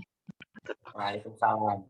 Ya, kalau dulu mungkin Mbak Neni alumni dari Purwokerto tidak jauh ya. Saya dulu alumni dari Bumiayu. Mbak Neni mungkin tahu ya, di Sirampok, Mbak Neni. Pondok pesantren Al-Hikmah 2, tahu Mbak Neni? Kali 2 ya? Iya. Sirampok. Produksi teh itu kali 2. Ini ada orang-orang Purwokerto ya, santri-santri dari Purwokerto banyak yang nyantri di Sirampok sana, Mbak Neni dan tadi Mbak Surtini ya? Iya, Mbak Surtini. Itu Gus Helmi yang sekarang di Meranggen, Kutukiah itu dulu juga lulus itu. Kiai Helmi. Gus Helmi. Ustadz Badrus. Demak. Ustadz Badrus Zaman. Ustadz Solihin itu ya dia punya buku Asilah Bayaniyah. Jadi kita tuh setiap hari Senin, Rabu, Sabtu pagi jam 5:30 itu dia menerjemahkan Asilah Bayaniyah itu. Aduh itu bagus banget. Terus habis itu setelah Asilah Bayaniyah selesai, sekarang kita mulai dengan Takbirul Al-Qur'ani karangan Fadel Asamarai. Aduh itu bagus banget. Aku nanti kalau misalnya pas Zoom-nya aku kasih deh Mas Badrus, Ustadz Badrus, Ustadz ya ini ya. Mas aja, Bu. Oh Mas aja. Itu Gus Badrus itu Gus Badrus. Gus Badrus. Tentang ini ya tafsir atau apa? Ungkapan-ungkapan istilah ungkapan-ungkapan dalam Al-Qur'an. Misalnya kayak kayak apa ya? Tadi pagi aku pas belajar mengenai wasiat. So apa tuh? Wasiat itu apa sih bahasa Arabnya? Waso. Masih ya. Waso ya. Waso. Ya, Ah, fi'il madhinya. Kapan dipakai waso? Kapan Allah memakai kata-kata waso? Kapan Allah memakai kata-kata awaso? Beda. Sama artinya dalam bahasa Indonesia. Artinya berpesan, berwasiat. Tetapi penggunaan di dalam Al-Quran itu berbeda. Allah mengatakan waso jika pada saat apa. Allah mengatakan awaso pada saat apa. Dan itu sangat konsisten di dalam Al-Quran. Kayak gitu loh Mas Badrus. Salah satunya di surah Al-Asr ya.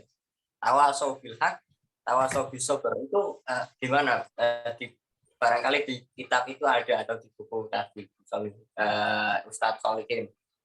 Dia nyontohin Al-Baqarah ayat 132 gitu. Waso itu berkaitan selalu dengan agama dia gitu. Kalau awaso itu berkaitan dengan agama atau dengan materi.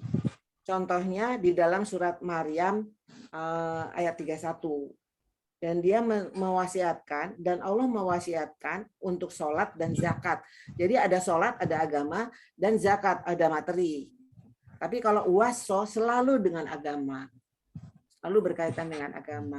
Dan itu beliau katakan itu konsisten, penggunaan seperti itu sangat konsisten. Jadi nggak mungkin Al-Quran itu dibuat oleh orang lain itu semua dari Allah gitu, ceritanya begitulah.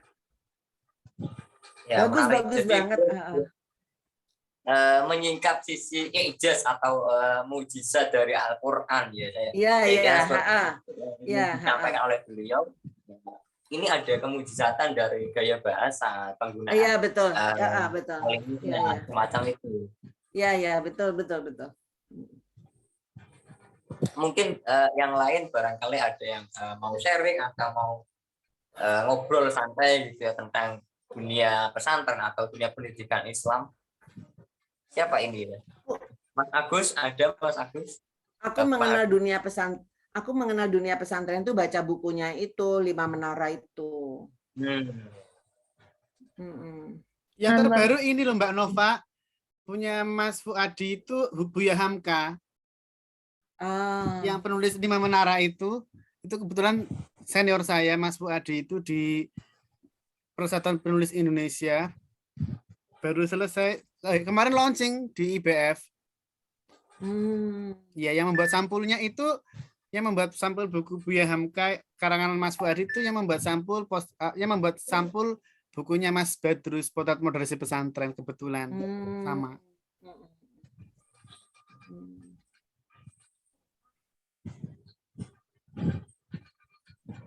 Barangkali yang lain mungkin ada yang mau.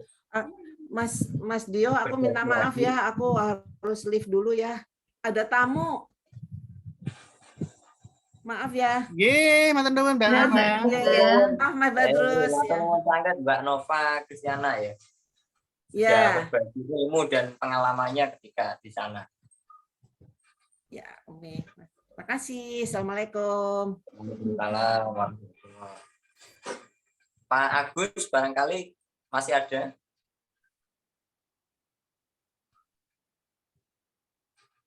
Siapa ini Mas Dio? Mungkin saya cerita tentang Kiai idola saya saat SD ya. Saya SD itu sangat mengidolakan Kiai Haji Zainuddin MZ. Mungkin Bapak Ibu teman-teman memoris kenal ya. Saya sekali menghadiri pengajian beliau di tetangga desa itu sejuta umat beneran. Ya. Nah, ketika saya membaca biografinya, kemudian menelaah ya bahwa Ustadz Zainuddin MZ kala itu dakwahnya itu pertama lewat radio dulu, kemudian bikin buku, ya akhirnya setelah itu baru masuk televisi. Ya. Nah, beliau itu kakak kelasnya teman saya di ilmu dakwah, kuliah di Malaysia ya, jurusan ilmu dakwah, Mas Doni. Sekarang Mas Doni itu terjun di politik dulu, dosen Universitas Lampung, kakak kelasnya. Yang membuat saya terkesan adalah bagaimana cara berceramah yang memikat dan juga kadang menghibur ya, kadang lucu, kadang bisa kita nangis juga ya. Itu ciri khas Ustadz Zainuddin MZ itu idola saya sejak kecil. Nah, ketika saya ketemu Ustadz Ali Azhar, saya nemu di Instagram ya, di Instagram. Oh, serius itu di Instagram. Dia kan punya kumpulan quote-quote gitu loh. Terus saya minta itu dikembangkan jadi buku, nanti saya terbitin kayak gitu. Ya udah itu aja.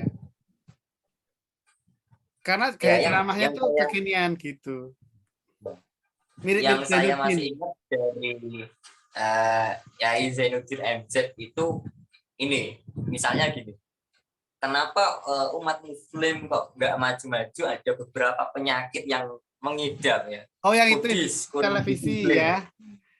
Ya, terus kutil kurang teliti, kurap kurang rapi, kuman kurang mantap. Ini apa ya? Beliau memang membungkus materinya dengan menarik dan sederhana, tetapi ternyata mendalam dan materinya luar biasa. Saya ketika kecil pun ya masih dulu di radio itu kan biasanya setiap pagi atau sore itu. Iya, menjelang maghrib sama subuh. Ya, ya habis subuh, kalau enggak belum maghrib itu biasanya ada.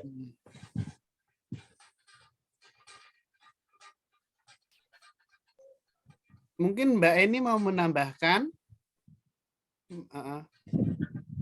Atau ini Ibu Sayakti? Ini Mas Petrus baru masuk. Ya, ini Ibu Sayakti ini.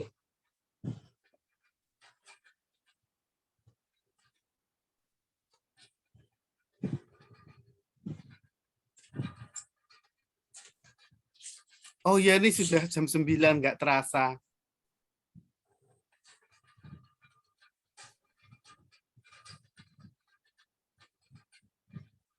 Bu Sayakti ya Mas ya? Tadi yang ya, baru masuk mungkin yang lain monggo, ingin menambahkan bisa. Atau, yang lain. Bu Eni mau lagi mungkin. Mas Agus ada, Pak Agus ya, Pak Agus. Pak Sido panggilannya. Saya nagih itu aja tausiahnya tadi Ustadz Ali. Iya. Bagus banget. Iya, iya. Soalnya kalau mendengarkan tuh nulis nanti takut salah gitu ya. Iya. Jadi besok kalau diketikin. Kalau diketikkan kan nanti enak ya. Saya bagus itu mau tak anu, jadi siapa tahu bisa apa namanya menambah. Itu biasanya Ustadz Ali itu diundang sama ibu-ibu pengajian itu sering sekali. Cuma gayanya ya seperti itu, gaya Zainuddin MZ. Mbak ini. Santai tapi enak ya ceramahnya. Ceramahnya bagus. Itu ada yang pengajian rutin seminggu rata-rata 3-5 kali itu jadwal ceramahnya. Karena kita tuh sekarang butuh penceramah yang netral. Jangan ngomong politik, jangan ngomong yang apa ya, poligami atau apa, tapi netral. Kita belajar gitu loh. Kalau saya yang seperti Bu Nova belum nggak kuat itu, teman-teman ngajak ya, tapi Bu Nova tuh hebat loh, hebat banget, dia belajar agamanya tuh waktu menikah ya, itu dengan Pak ininya suaminya, bener-bener itu bagus banget ya. Tapi emang dia berbakat di bahasa, saya akuin. Dia bakat banget di bahasa. Oh iya, kalau saya, menantu saya kan Jepang ya. Jadi ini problem sebetulnya, walaupun dia Muslim, tapi di sana kan untuk belajar susah. Andai kata dia hidup di sini, mungkin kan belajarnya lebih mudah ya. Ya memang dia menjadi terus baca-baca anunya agama. Terus saya ini, jadi waktu anak saya melahirkan, saya juga mengirim ini. Nanti tolong kalau azan, kalau kamu lupa, tolong dibacakan ini. Terus membacanya seperti apa? Seperti kita menidurkan bayi. Iya, seperti kita menidurkan bayi gitu. Jadi tidak kenceng-kenceng kan gitu ya. Diajari Mbak Eni berarti itu menantunya. Iya, kan memang walaupun ya anak saya lebih baik sih dari sisi agama, karena memang ya madrasah, terus kemudian kan mereka juga ikut rohis, lebih ini. Jadi memang belajar banyak. Jadi saya waktu yang kedua saya ke Jepang, sebetulnya saya cuma ingin tahu dia seperti apa gitu ya. Yang bersyukur adalah ternyata dia sholatnya bagus. Terus saya ditunjukkan buku-bukunya dia gitu ya. Artinya dia belajar sholat, belajar itu ya ya itu alhamdulillah ya, mudah-mudahan. Cuman problemnya kan ya kayak saya kan sekedar bisa gitu loh. Di sana kan agak susah Mas, karena bukan di kota besar kan, di kota kecil. Walaupun ada masjid, tapi anak saya agak khawatir dalam, kan di sana banyak juga pelajar-pelajar mahasiswa yang dari negara Timur Tengah, dari negara lah, takutnya nanti menjadi ekstrim. Jadi biasanya kalau Jumat gitu teman dari Indonesia, temannya anak saya yang akan mengajak Hiro untuk pergi ke media, dia apa namanya, dilindungin untuk tidak mendengar yang ekstrim, kan bahaya itu nanti. Nah itu yang ya itu yang saya setiap kali berdoa tuh kalau habis sholat ya itu, supaya ya anak-anak bisa terus gitu ya. Ya itu yang khawatir itu aja. Mungkin Mbak Surtini nih yang punya banyak pengalaman pesantren. Nah, kalau saya nol ya, saya betul-betul nol, belajarnya baru. Pesantrennya becuk. Ya enggak Mbak, tetap kan. Saya tuh ya sih, maksudnya sebecuk-becuknya di pesantren itu ada apa ya, lapet, ada asarnya, ada bekasnya gitu ya. Jadi walaupun secara misalnya pemahaman ilmunya saya kurang, tapi mungkin karena berkah doa pangestu dari Bunyai Pak Kiai, jadi saya sebenarnya dulu cukup politis itu saya, karena tidak pinter jadi santri dalam ya juga nggak begitu memenuhi kualifikasi jadi pengurus juga nggak ini, jadi saya menawarkan diri ke keluarga dalam, ke Bunyai khususnya untuk jadi mijet itu loh, mijet. Kalau Bunyai capek gitu, misalnya ini kalau kerso nanti saya mijeti, karena Bunyai sendiri kan juga jadi pesantren tapi Pak Kiai Bunyai itu dosen, jadi lebih moderat gitu lah. Jadi kalau saya sambil mijet tuh ada kayak apa ya, dialog dengan Bunyai dan diskusi itu berjalan, karena beliau orang Solo juga kan, saya dari ini, jadi agak jadi apa ya, mungkin saya secara keilmuan di pesantren kurang, cuman mungkin setelah bertahun-tahun setelah itu keberkahan itu terasa gitu. Ya apa ya, karena kadang-kadang kan keberkahan itu dirasakan agak berjarak lama gitu, seperti nggak ada hubungan sama sekali ilmu agama terhadap misalnya ukuran kesuksesan seseorang atau ukuran kebahagiaan seseorang, tapi ternyata itu nyambung gitu. Nah, begitu sih. Cuman ini tadi dari Mas Dio, Bu Eni tadi kan usul untuk menuliskan ya, Gus Ali tadi menuliskan misalnya. Memang tradisi-tradisi seperti ini yang harus didorong. Apa namanya, kalau ulama zaman dulu kan memang banyak menulis gitu ya. Nah, untuk sekarang-sekarang ini memang kita harus dorong tradisi menulis di pesantren, artinya kalau Mas Dio sudah banyak cerita. Maksudnya yang tausiahnya tadi Mbak Surtini. Iya betul. Tausiahnya tadi. Iya betul. Jadi karena memang biasanya dakwah itu kan lisan ya, masih kalau sekarang masih ada YouTube juga ya. Cuman jarang yang itu tuh dituliskan gitu, skrip misalnya Pak Kiai dakwah ke sini. Akhirnya kalau ditulis itu kan sebenarnya berkembang karena telah lebih gitu kan. Kalau di pengajian saya itu kita minta, jadi kita nanti ngobrol ya setelah selesai pengajian, kita pengen apa, nanti kita memberikan ustadznya siapa yang akan dibidik, ustadz siapa, judulnya apa lah, ustadznya monggo milih dari 3 judul tadi. Jadi sebetulnya judul-judul pengajian itu dari kita, dari keinginan peserta. Kita kalau Zoom ini lebih bagus lagi karena rata-rata ustadz sekarang tuh ngasih PowerPoint, ngasih tulisan gitu ya. Malah ada yang seperti Ustadz kayak Faisal Qasim itu dia bikin buku gitu. Jadi kita belajar banyak. Saya terus terang itu kan saya bilang Mas Dio, saya itu agak nyesel karena merasa nggak pede ya. Jadi tulisan-tulisan saya tuh nggak saya teruskan, notulen-notulen, karena ya itu tadi saya takut salah. Kalau agama itu kan menjadi takut salah ya. Ini beda kalau seperti kemarin diskusi apa bahagia bersama cucu gitu, saya pede nulis. Tapi kalau agama itu, lah itu tadi ketakutan salah. Kayak tadi Mas Dio nanti mau tolong kalau Pak Ustadz Ali Azhar itu berkenan, dituliskan dong, saya kepingin, karena ceramahnya bagus banget. Tapi kalau saya mau tak kutip, tak itu kan takut salah tadi ya. Walaupun saya nyatet sebetulnya, saya nyatet nih ada berapa, 1 lembar lebih 1,5 ya. Tapi kan kepuntal-puntal dan kemudian mungkin telinga saya juga kurang ya. Umpamanya mau balik, ya biasanya kan saya kalau nulis notulen kan saya lihat lagi di Google ya. Tapi kan ada beberapa apa sih tadi kata-katanya yang takut salah tadi ya, seperti Kiai Sembur ya, Kiai Tandur, Kiai Tutur, Kiai Sembur, Kiai Bubur itu paling belakang. Catur, ya apa sih? Masuk daerah catur. Ada lah. Tapi kan ada tadi istilah yang apa ya, rada-rada Arab itu. Waduh, aku nanti salah. Yang seperti di depan nih, kan tiap daerah itu ada pemuka agama. Kalau Kiai Jawa, Ajengan Sunda. Nah ini kalau saya di pengajian, setelah selesai itu kita diskusi, tadi itu apa ya? Bener nggak ya itu ya? Lah itu. Jadi kami itu memang lagi sedang bikin buku nih, entah prosesnya berapa %, jadi kita masing-masing nyumbang. Ya karena itu tadi, karena masing-masing telinganya belum tentu benar, tulisannya belum tentu benar.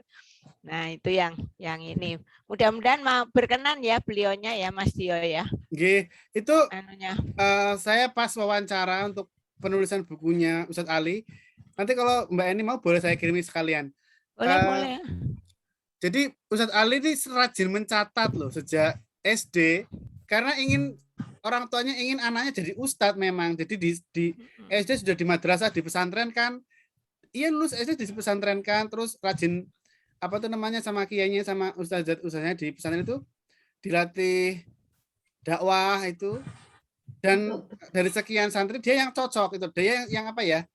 Jadi itu loh. Setahuku itu, mesti yang ceramah panggung kan bakat-bakat kayak gitu nggak semua santri bisa kan. Ya, saya tuh 7 tahun di pesantren salah. Tapi untuk jadi kayak gitu ceramah itu nggak bisa, merasa aduh saya kurang percaya diri kayak gitu. Padahal kita kuliahnya sangat bisa ngajar ngaji. Mas Dio cocoknya Kiai Sembur. Kakak saya kayaknya tuh kalau Mas Badrus nanti bisa tuh. Iya ini Gus Badrus ini Gus ini. Bila itu Gus jadi nggak artinya dari komen-komennya ya, sayangnya komen-komennya ya tadi saya nyatetnya lah, emang nek ngomong kan agak susah ya tadi. Iya agak cepat.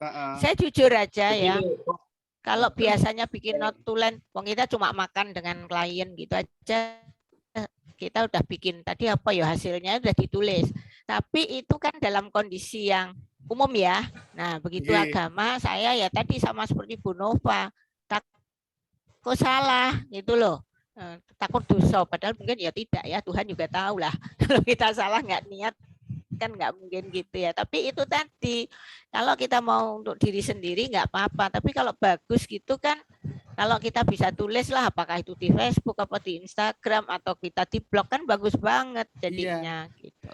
Follow Instagramnya Ustadz Ali itu, saya dulu dapat materi-materi dakwah itu, saya langsung pikir lah ini yang like, yang komen itu ratusan ya, bahkan ribuan yang apa like. Ya namanya Ali Azhar di Ali Azhar di Instagram sama di Instagram ya. Ya saya nemu di Instagram Mbak Eni. Kemudian saya wawancara lah itu di buku kan itu lumayan apa ya, gimana caranya itu di quote-quote itu apa hasil pengajian itu, materi pengajian itu disusun jadi buku kayak gitu. Nah saya sebagai editor itu membantu proses dari naskah mentah sampai dia berhasil mengembangkan jadi materi buku, terus apa namanya sampai penerbitannya seperti itu sudah 2 buku. Jadi tahun 2020 sama 2021 itu kumpulan hikmah-hikmah kayak tadi isinya. Jadi dia rajin catat. Itu kan ya kayaknya sederhana. Iya, itu 1 bab. Tapi Mas Badrus itu ke depan bagus itu, udah kelihatan bakatnya. Beni, untuk apa ya, kita bisa memanfaatkan teknologi saya kira. Ini kan Mas Dio ngerekam ya. Iya. Terus nanti diupload di YouTube Mas G. Iya. Terus nanti festival ini akan jadi buku loh. Termasuk ulusan-ulusan Mbak Eni akan kita masukkan jadi kontributor. Mas Ya, nanti, Badrus, gini, Mas Badrus tuh nggak ketika- bayangin saya kalau saya itu tulisan Arab tadi apa ya yang diomongin, takut salah. Tapi kalau kayak kemarin cuma cucu tercinta Bu Dewi Ojar apa itu menarik kan, kita kan sampai ketawa-ketawa ya sepanjang pertemuan itu ya. Tapi aku masih bisa nulisnya gitu loh. Nah, itu. Tapi kalau seperti kemarin Mbak Nadia, walaupun saya rada ngantuk-ngantuk kan belakangan, tapi intinya tuh masih bisa gitu loh. Tapi nek ini beneran takut Mas Badrus. Aku merasa ilmuku tuh cetek gitu. Iya, iya. Nah itu. Teks Sekarang Arabnya ini banyak gini. dan ada artinya kok. Jadi ada Arab, bawahnya artinya kayak gitu. Kumpulan mutiara-mutiara hikmah, terus bab apa kebahagiaan apa itu, saya minta tema itu. Terus disusun gitu loh, ada penjelasan singkat, kemudian ada quote-quote-nya. Jadi memanjakan mata layoutnya, kita kemas seperti itu. Kalau punya Mas Badrus ini kan kajian ya, kajian moderasi pesantren untuk Orang dapat aku bacanya belum selesai. Berat, rada berat buat saya loh Mas. Mungkin aku kurang, ya itu belum ya apapun agak beda ya. Kalau tadi buku yang aku apa my pet, langsung arah langsung habis. Terus yang oh apa? ya, Langsung sih itu langsung habis juga satunya yang apa namanya cucu dia yang ini ini aku udah baca, terus malah ditunjukkan ke kucingnya, ini loh fotomu ada nah itu sederhana, tapi kalau ini terus terang emang saya ya itu tadi sama membaca Al-Quran aja saya takut awalnya, tapi anakku yang dorong, Bu, Tuhan itu mencatat kalau salah ibu kerasa diulang lagi pasti, nah gitu. Kan takut toh orang itu kan udah dihantui mesti tajwidnya bener, mesti ini gitu kan. Nah, terus sama saya yang ya Tianu sendiri, tapi kan Ustadz Najamuddin itu yang mendorong gini. Kalau kita baca, kita dapat pahala. Yang mendengarkan pun mendengarkan bacaan kita yang kacau balau itu dapat pahala karena kupingnya sedih kan, baca kok gratulen gitu loh, katanya pahalanya tuh karena mendengarkan orang belajar gitu. Jadi ya nggak berani gitu loh Mas Badrus ini makanya. Jadi ini Bu Eni. Kalau tadi Bu Eni pengen apa namanya tausiahnya dari Ustadz Ali Azhar, nanti setelah video ini diupload di YouTube, Bu Eni bisa tonton kemudian menggunakan aplikasi transkrip ngoten. Jadi nanti video. Nah, jadi video itu tadi apa yang beliau katakan, Ustadz Ali Azhar katakan, nanti itu ada transkrip teksnya. Nah nanti kalau ada yang biasanya ada yang nggak jelas suaranya itu jadi kata-katanya keliru. Nah itu nanti dicek ke Ustadz Ali Azhar ini yang benar seperti apa. Itu lebih enak sekarang seperti itu. Jadi video itu tadi setelah kita lihat di YouTube, nanti pakai aplikasi transkrip, Google pun bisa. Transkrip nanti videonya itu ada teksnya, narasinya. Gitu. Jadi ya. apa yang beliau sampaikan itu nanti tercatat sesuai dengan figurnya gitu ya. Apa yang beliau sampaikan nanti tertranskrip atau ada narasinya. Nah nanti kalau ada suara yang transkrip Bu Surtini. Judulnya voice note-nya. Kayak ya, voice note, voice-nya dibuat teks. Ya, jadi nanti kalau ada yang keliru jenengan cross check ke Ustadz Ali Azhar. Ini yang benar seperti apa? Ini bisa lebih cepat dan bisa langsung di copy paste noten. Ya ini orang tua ini gatek ya. Nanti nanti tak coba. Kemarin bikin PowerPoint mau yang aneh-aneh juga nggak bisa, bisanya cuma gitu-gitu lah. Itu makanya. Ya banyak belajar dari anak dan cucu ya Mas. Ya. Apa baby boomers kata Bu Dewi Ojar. Jadi emang baby boomers. Ya alhamdulillah belajar terus gitu aja bersama Diomedia. Oke, ini udah 9:30, alhamdulillah. Ya. Monggo ditutup Mas Badrus, teman-teman semua. Ya.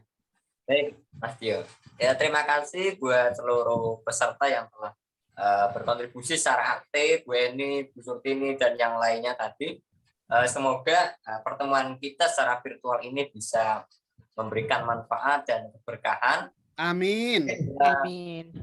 Sampai sini saja dan bisa bertemu di lain kesempatan, bahkan bisa bertemu secara langsung tatap muka itu yang Tahun depan ya. oleh keluarga besar Insya Diomedia Allah. barangkali. Tahun depan Diomedia festivalnya di mengadakan Solo atau Jakarta siapa tahu, atau di Semarang ya. Di Solo aja Mas. langsung nonton di keluarga Solo tuh besar makanan. Di Solo enak Mas. Nggih, Nanti saya mudah-mudahan tahun depan. bantu-bantu. secara langsung nonton gitu. Iya, pertemuannya kan nanti 3 enak, hari, nanti hari berkesannya terakhir jalan-jalan. Siap. ya, ada Iya, kayak sekarang kan ada pesantren apa namanya camping pesantren. Ada kan Oh. sekarang? Ada Ada, pikniknya Iya, ada. Harus camping dikemas pesantren begitu. Jangan 10 hari malah gak Kelenger. kuat. Kelenger. Mungkin 2 hari, yang 1 hari buat jalan-jalan ya Mbak Eni ya. Soalnya gini Mas, Boleh, Mas, iya, angkatanku tuh nanti. dulu Boleh. piknik 5 hari ini ceritanya. 5 Ya, hari. piknik semangat sih. Pulangnya tuh udah didorong kursi roda. Terus pernah ke itu mau Thailand juga gitu. Ada yang sudah sakit. Jadi akhirnya kita pernah kan ke Korea gitu. Kita tuh kekuatannya cuma 3 hari. Loh, terus kamu dapat apa 3 hari? Loh, karena kebersamaan dengan teman. Bukan kita mau lihat di sini lari ke sini gitu, enggak. Paling sehari itu cuma 2 tempat sehingga kita bisa menikmatin, bisa ngobrol-ngobrol sama teman yang kita sahabat dari zaman kuliah itu. Jadi itu harus dibuat gitu, kecuali kalau anak muda ya seumur-umur Mas Badrus mau 10 hari ya enggak apa-apa. Nah, kalau saya ini ngitung-ngitung kayak kemarin begitu udah sekali yang jam ini saya harus ngegoler nggak ikut. Kayak ini ya tadi nggak bisa, harus malam ini gitu. Jadi harus ya, tapi itu kan tinggal segmen yang dituju siapa kan gitu. Iya, tinggal pilih. Kalau Iya, besok mulainya siang, pagi nggak ada. Jadi variatif. Selasa pagi nggak ada. Tapi saya yang mungkin malam yang agak bisa. Iya, malam itu transformasi diri besok. Kemudian Rabu juga Rabu itu juga mulai dari sore sama malam saja. Jadi kita memang tengah-tengah ini pagi sama siang nggak ada, adanya sore sama malam saja. Biar jadi nggak capek. Nggak capek. Jadi kita buat struktur jadwal. Nah ini Mas Mimbar baru dipuji udah hilang. Akhirnya. Dia teruskan loh dari pagi sampai itu loh. Iya. Karena Zoom itu lelah kan, nah, terusan. Nah ini yang harus hati-hati kita. Maka kita psikologinya besok itu pagi sampai siang tidak ada. Sore ya. Iya besok tahun depan 3 hari, yang 2 hari di hotel, yang sehari jalan-jalan, dah gitu aja. Kan dari Jakarta bisa naik kereta. Iya, waalaikumsalam. Mungkin perkenalan dari Bu Tuti, monggo Bu Tuti. Oh iya ada Mbak Tuti nih. Ini Mbak Tuti yang mana ya? Mbak, monggo Mbak. On cam nggak apa-apa. Halo Mbak Tuti. Mana? Assalamualaikum Mbak Tuti. Baru bisa lewat chat. Ya, mungkin kita tutup dulu, monggo Mas. Kita ya udah nggak apa-apa ditutup dulu. Kita tutup dulu pertemuan pada malam hari ini. Terima kasih buat Bu Eni, Bu Ana, dan semuanya tadi yang sudah sharing termasuk peserta yang lain. Kita tutup dengan bacaan hamdalah. Alhamdulillahirobbilalamin. Wallahul muwaffiq ila aqwamit thoriq. Wassalamualaikum warahmatullahi wabarakatuh. Monggo Mas Nadio. Waalaikumsalam warahmatullahi wabarakatuh. Masih do Solo kok ya nggak ngomong tuh ya, masih do Solo. Nggih, Mbak. Mendengarkan. Nggih. Padahal tuh dekat dengan kantor Diomedia Pak Sido. Kapan-kapan ke Diomedia. Leres Bu Eni, Mas Badrus itu calon. Cocok ya? Cocok. Iya. Saya doakan itu Mas. Bener, cocok cara penyampaiannya, cara ininya gitu loh, menanggapinya itu enak tuh Mas. Lurah Pondok Mbak Eni. Lurah Pondok, Gus Badrus Lurah Pondok. Ketika saya ke Sukoharjo, dilalah nggak ketemu ya Mas ya. Sebenarnya pengen main ke Diomedia itu. Cuman waktu saya sudah mepet karena saya bawa teman. Kalau saya sendirian mungkin 2 hari 3 hari nggak apa-apa di sana, nginepnya lagi. Tapi saya bawa teman jadi langsung pulang ke Semarang. Ketika kemarin lupa saya ke Iya, itu saya tunggu. Domisili di mana, Gus? Saya Bu di Semarang sekarang. Oh, Semarangnya apalagi kuliah? Ya masih proses kuliah. Di S2. UIN Ini pasca apa? di UIN Wali Songo.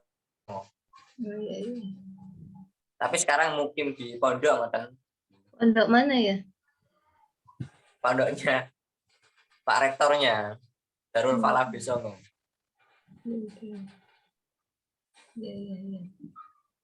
Daerah ngalian menawi sumurap jenengan. Di nek rencang niku Demak. Gus Helmi niku. Utuhiyah. Ilmi. Ya, pamit ya. Nggih. Kita Nggih, juga mau nggih. pamit Iya. Matur Sudah nuwun Mas ditutup. Badrus. Matur nuwun ya. Matur Mbak Eni, Makasih. Mbak Semuanya. Sida, Mbak Neni, Bu Sampai Tuti, Terima Mbak kasih Su, sama dan Mbak Ana semuanya. Matur Terima nuwun kasih nggih. semua. Izin Assalamualaikum. live nggih. Nggih. Ini Matur nuwun Mas sukses Badrus ya. semua. Izin live dulu. Nggih. Yuk.